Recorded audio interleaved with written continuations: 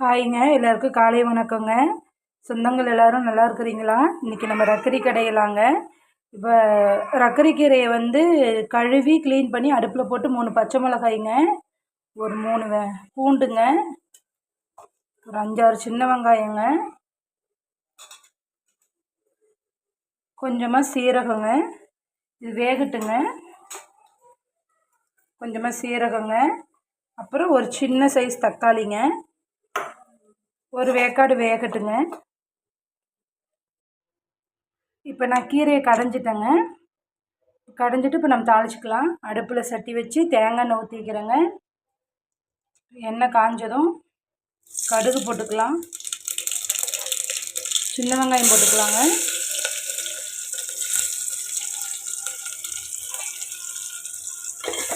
சின்ன வெங்காயம் நல்லா பொரியட்டுங்க.